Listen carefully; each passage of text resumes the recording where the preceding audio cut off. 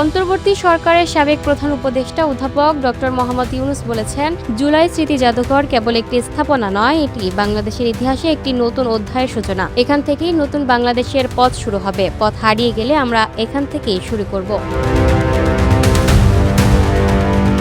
বুধবার ৫ই অগাস্ট সকালে রাজধানীর জুলাই স্মৃতি জাদুঘরের উদ্বোধনী অনুষ্ঠানে বক্তব্য দিতে গিয়ে তিনি এসব কথা বলেন। ডক্টর ইউনূস বলেন, জুলাই স্মৃতি জাদুঘর আমাদের ইতিহাসের কেন্দ্রবিন্দু হয়ে উঠবে। ভবিষ্যতে কখনো আমরা পথ হারিয়ে ফেললে নতুন বাংলাদেশের যাত্রা আবার এখান থেকেই শুরু হবে। তিনি আরো বলেন, দেশের তরুণরা যেন এই স্মৃতির লেখক হয়। আমরা নতুন বাংলাদেশ তৈরিতে চলে গেলাম। অনুষ্ঠানের শেষ দিকে উপস্থিত সবার প্রতি জুলাই স্মৃতি জাদুঘর ঘুরে দেখার আহ্বান জানান অধ্যাপক মোহাম্মদ ইউনূস।